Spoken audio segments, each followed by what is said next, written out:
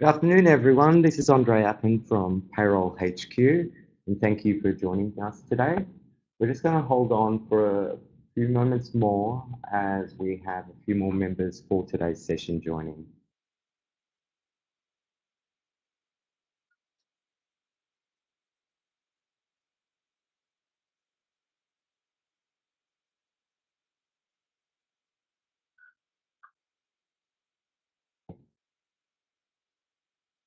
Could I ask one of you if you could raise a hand to confirm that you can hear me?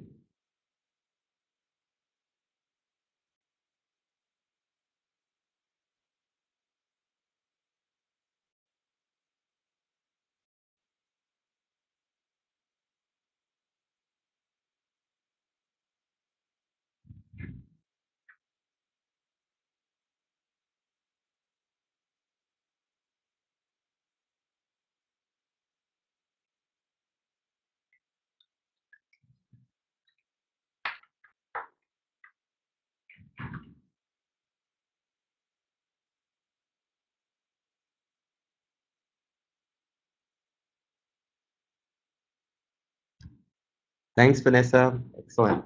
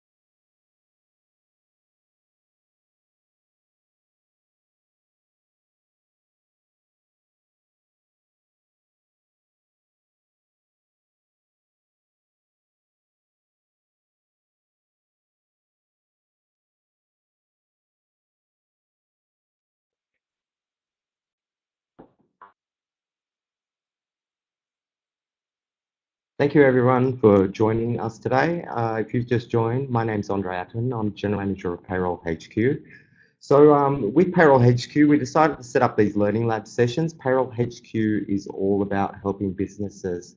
So we thought in setting up these Learning Lab sessions that we'll be able to help you understand a few things around Australian payroll and welcoming you to our inaugural session, which will be talking about some of the different things we have between our states. It's great that we're one country, but it's almost like we're a couple of countries when it comes down to some of these differences that we have within our states. So main ones around payroll tax, workers' compensation, and long service leave. And I'd like to welcome you to our presenter, Jasmine Fernance. Jasmine is a payroll subject matter from the Australian Payroll Association. If you're lucky enough to call APA for a question and you're lucky enough to get Jasmine on the end of the phone, you're getting some really great advice. So I'd like to welcome Jasmine to starting our inaugural session. Thank you very much, Jasmine. Great. Thanks, Andre. It's really great to be here with the Payroll HQ team today. As you mentioned, I'll be talking about long service leave, payroll tax, and workers' compensation. because certainly where most aspects of employment and tax and super and all of those sorts of things apply federally, there are some of these areas that do differ from state to state, just to make our jobs a little bit more interesting. So let's start off with long service leave. So each state and territory does have its own long service leave legislation. And in addition to this, there's also separate long service leave legislation for public servants, and also specific long service leave schemes for employees in the construction and contract cleaning industries, which is known as portable long service leave. But what I'll focus on today are the key differences that you'll find in each of the 8 pieces of state legislation. And they are the entitlement to long service leave, so that's how many weeks an employee may be entitled to, dependent on their state. The rate of payment for long service leave, so what is the value of a week and how do we calculate that? How continuous service is calculated. So some absences don't count towards service and others do. When and how long service leave is paid out on termination. So whether someone is terminated or resigned, they may be able to pay it out pro rata, dependent on the reason and on the state. When and how can an employee take their long service leave? So some legislation states it has to be taken in specific chunks of weeks, where others allow it to be taken in single days. Whether long service leave can be cashed out, and how public holidays interact with long service leave also differs. And re-employment after termination. So some legislation allows for reinstatement of the long service leave balance if they're re-employed within a certain time frame. And again, this differs from state to state. So with all the differences, I won't be able to do a deep dive in today's session. We cover long service leave comprehensively in our masterclass training, and it typically takes about 2 to 2.5 hours to really go in depth into this. So today we're really just going to scratch the surface and we'll look at a few of these differences. So what is the entitlement to long service leave? So pretty much all jurisdictions have an entitlement after 10 years, except for the ACT, which is 7 years. And come this Thursday, the 1st of November, Victoria's long service leave legislation is changing, and they'll also now have an entitlement after 7 years. All jurisdictions, except for South Australia, have to wait an additional 5 years for their next entitlement. South Australia, however, can take it after they reach 10 years, so each additional year of service, they can take an additional 1.3 weeks. And after 15 years, Queensland can then take it as they accrue it. But apart from those 2 exceptions, each other state has to wait an additional 5 years, 5 years, 5 years before they can take each additional amount of entitlement. So how do you keep this all straight? When I'm trying to remember the accrual rate, I always try and picture a map of Australia, and that makes it a lot easier to remember. The 2 middle states, South Australia and Northern Territory, accrue at 13 weeks in 10 years. All the other states accrue at the rate of 8.667 weeks for 10 years.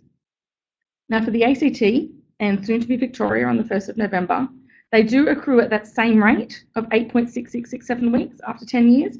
That entitlement is realised earlier. So they actually receive 6.0667 weeks after 7 years.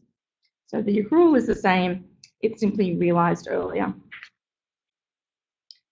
Now, when we're looking at the rate of payment for long service leave, each state has a different method on how to calculate what the value of a week is. So while all of the states have this general same accrual, and when they reach their service and become eligible for long service leave, they're entitled to a specific number of weeks, the value of a week and how to calculate it differs from state to state. And we'll just look at 3 examples here. So in New South Wales, you calculate it based on the ordinary current rate of pay or the average earned over the last 5 years, whichever is greater. So for this, you do need to do this pretty much for all employees to determine that you're paying the higher rate of pay. And it doesn't include overtime or shift penalties or allowances or anything like that, but it does include an average bonus. So if you have employees who are paid performance bonuses, you do need to include that in your calculations when you're looking at the ordinary rate of pay and the average pay. And for New South Wales specifically, the average bonus is only included if the employee has guaranteed annual earnings of less than $145,400, which is the current high income threshold. So if you have employees who are guaranteed to earn more that per year, then you don't have to be calculating their bonus in their long service leave amounts. But anyone under that, you certainly do have to include the bonus. For Queensland, if someone is full-time, it's paid at the current rate of pay. However, if someone has been part-time or casual at any time during the period of employment, it's paid at the average pay over the entire period of service. So in Queensland, you have to be really, really good at your record keeping. If you've got someone that's been there for 20, 30 years, you may need to be able to calculate their average pay over their entire service period. And it does include shift penalties in Queensland, which differs to most other states as well, which don't include that. In South Australia, we pay it at the weekly rate at the time that the leave is taken, or if the hours have varied during the previous 3 years, so if they've gone full-time to part-time, or they're casuals, or their part-time hours have changed, then it's paid at the average hours over the previous years of current rate of pay. So South Australia is a little bit more forgiving with record keeping. You may only need 3 years worth of records to calculate the rate.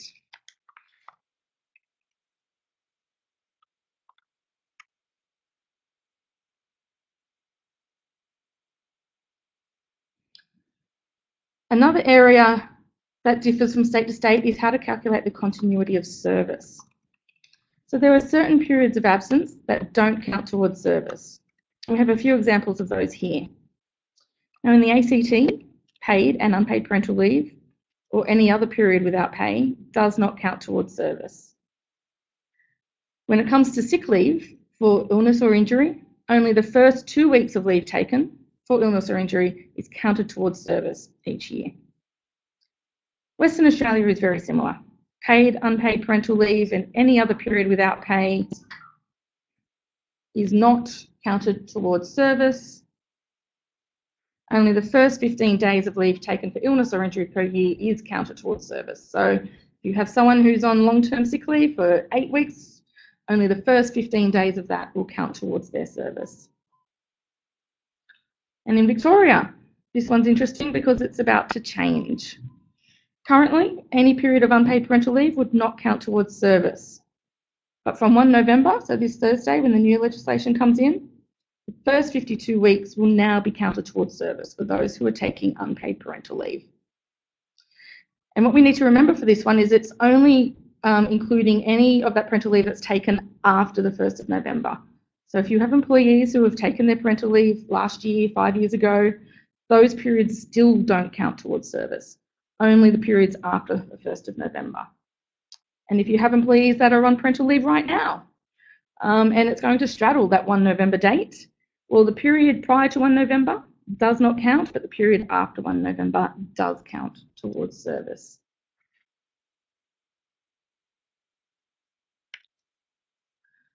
Next, we look at the cashing out of long service leave.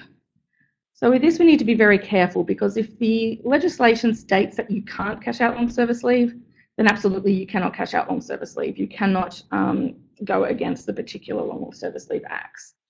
So we have in the ACT, New South Wales and the Northern Territory, definitely a no. In Queensland, you can if it's permitted by an industrial agreement. So if you have it written into your EBAs, your enterprise agreements, then yes, you can. Or if the employee applies directly with the Commission, then it can be granted on compassionate or financial hardship grounds. Victoria is similar. No, you can't. But after the 1st of November, with the new legislation, they are allowing it to be built into agreements. So if you are agreeing new EBAs and EAs in the future, you may be able to build this in for Victoria to allow it to be cashed out. And South Australia, Tasmania and WA all say yes, but it has to be agreed in writing. And then we also have public holidays. So when an employee has taken long service leave and a public holiday occurs during that period of leave, it's really important to know whether that long service leave is inclusive of the public holidays or exclusive. And again, for me, the easiest way to remember this is to picture that map of Australia. Those middle 2 states, Northern Territory and South Australia, it is inclusive. So that means if an employee has taken long service leave and a public holiday falls within that, they don't actually get paid for that public holiday. That day is a long service leave day. So they essentially lose that day. Whereas in every other state, it would extend their long service leave by a day. They would still get paid public holiday if it would fall in that long service leave period. So that's long service leave for you. So there's quite a few differences there. And that's not all the differences. There are others as well. So it's something that's really important to try and get right. The next one we have that differs from state to state is your payroll tax. So all jurisdictions have taken steps recently in payroll tax harmonisation to try and align provisions in certain areas to make it easier and to make all the states agree on certain areas of payroll tax and how certain things should be treated. We're not quite there yet, but these are some of the things that have been agreed between the states. We have the timing of the lodgements of returns. Now, this is almost harmonised. Most states are due by the 7th of the following month, and the only difference to this is the Northern Territory, which is due by the 21st. We also have motor vehicle allowances, accommodation allowances, a range of fringe benefits that they all agree on. There's work performed outside a jurisdiction. So this is in relation to employees who may work in more than one state within a month. So if you have employees who travel interstate for work, where is their payroll tax payable? Luckily, now all of the states do agree on how to manage this. And it's generally, if they're working in more than one state, it's paid where the worker actually resides. They also agree on how to manage employee share acquisition schemes when it comes to payroll tax, superannuation contributions for non-working directors, and the grouping of businesses. So if you have a group of businesses, they do agree on how those should be treated. But there are still plenty of differences when we look at payroll tax.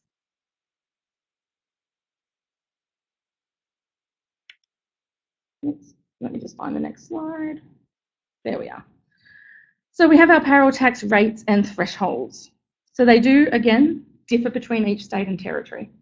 And they're generally indexed annually when each state and territory announce their budgets for the year. So it usually happens towards the end of May and sometime in June each year. The amounts and the thresholds may change. Now, as you can see, most states have an annual threshold, and when working out the monthly threshold, they just divide it by 12. New South Wales and Tasmania decided to do it a little bit differently, and their monthly thresholds are based specifically on the number of days within the month. So they've got specific amounts for 28 days for February, 30 days or 31-day months. Not sure what the rates would be for a leap year 29-day. I'm sure they put that out at the time. But these are the only two states that do have that differentiation.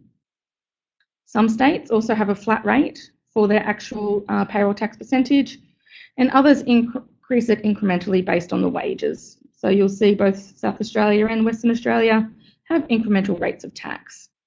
And you'll see that most of the states are dealing in millions of dollars when we're looking at wages, but you have a look at WA where the threshold goes up to the billions. So we can probably thank the mining industry in WA for the amount of wages being paid over there. One of the other areas where there are differences for payroll tax is how you treat apprentice and trainee wages. So some are taxable, some are exempt, some are taxable but there are rebates applied. And some rebates may only apply for a particular period of time. As you can see under Tasmania, they've got a specific rebate available up until 30 June next year for apprentices and trainees who meet certain criteria. So these things are always changeable. There are other differences in payroll tax as well between the states that you also need to be aware of, such as when contractor payments are subject to payroll tax and when they might be exempt. How contributions to portable long service leave funds are handled for payroll tax purposes differs from state to state. Payroll tax exemptions for schools also differs. And how they calculate and charge interest and penalties also differ in case you happen to get it wrong. Every so often, a state may also introduce a new rebate scheme. They do this often to encourage businesses to employ more people, so they allow rebates for certain things. And these are typically announced at the state budget time as well. So you really need to be aware of what's happening because payroll tax is always subject to change. And finally, we have workers' compensation. This one is really complex. Workers' compensation is another area governed by different state and territory legislation. And the rates that I have showing here are the rates based on when an employee is not working at all. Each of the states also has different rates for if an employee may be working some hours. For example, if they've returned to work 2 days a week on modified duties, their payments may be different. So this one's specifically based on if they're not working at all. And some examples there. New South Wales. For the first 13 weeks, they get 95% of their pre-injury earnings. And then after that 13 weeks, it drops to 80%. In Queensland, they get 85% of their normal weekly earnings for 26 weeks. Then between 26 to 39 weeks, it goes down to 70 to 75%, dependent on whether they're covered by an industrial award or agreement. In Victoria, we have, again, 95% of pre-injury earnings for the first 13 weeks, drops to 80% for the next 14 to 130 weeks, and then it will change after that. And in WA, it is dependent if you're under an award. So if you're award free, you get your full pay for 13 weeks. If you're under an award, you get your award rate. After 13 weeks, if you're award free, you get 80%. However, if you're covered by an award, you continue to get your award rate. All of this can change dependent on the state that you're in. And how they calculate the percentage can also differ. So New South Wales and Victoria talk about pre-injury earnings, and there are different calculations as to what's included in pre-injury earnings.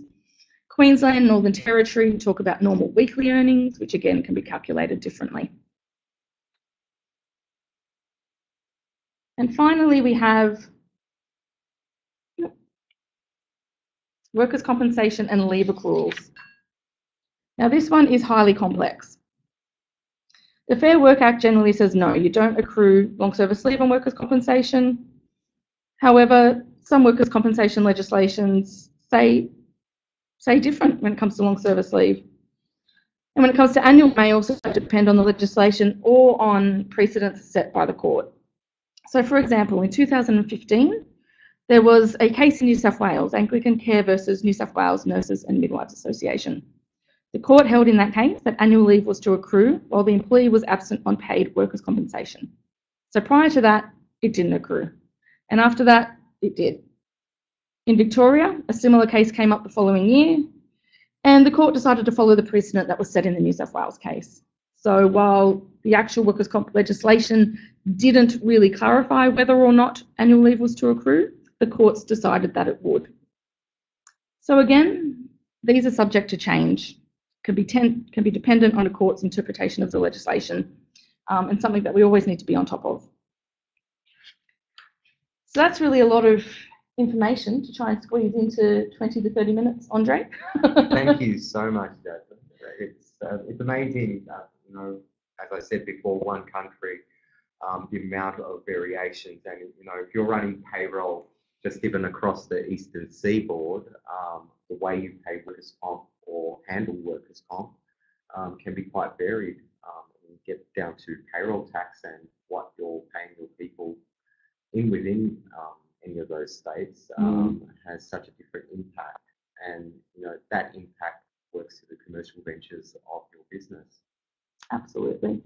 What's really important is that you often can't expect a payroll professional to know everything. So it's really important as well that they have a support network of where to go or how to find the information. Yeah, exactly. If you could be a payroll person spending a number of years in the not-for-profit sector and then suddenly have moved into the private areas, payroll tax would be a whole new ballgame.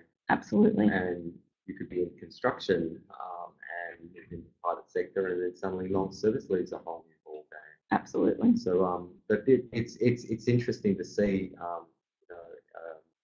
as Tracy has said before, to press that magic button. But, we don't have software in the market that deals with all right down to all the innuendos. So it really goes down to a very skilled payroll professional being able to handle and understand these things out of software, just being able to take care of things. Absolutely. I think I'm yet to come across a payroll software that can calculate the correct earnings for a long service leave based on all the different states. So it is something that, payroll professionals do need to know how to do manually and understanding how to interpret that legislation. Excellent. So we've got this open now via chat. I understand there's been a couple of sound difficulties, and I do apologise to everyone. However, through chat, if you'd like to ask any questions through to Jasmine, please feel free. to start entering your questions through now.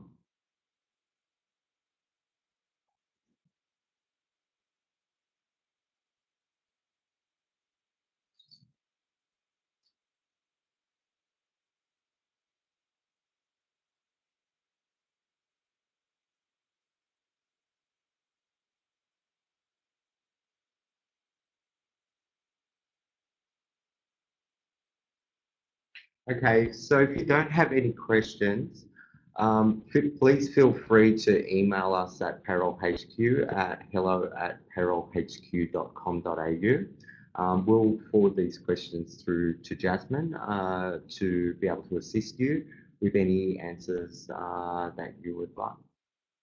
Thank you all so much for joining us today on our first session of Learning Labs. And I do apologise if there was sound issues from your side, but we've recorded this whole session and we'll be distributing this through to everybody who's been in attendance today. Thank you very much. Thanks, Andre. Thanks, Jasmine.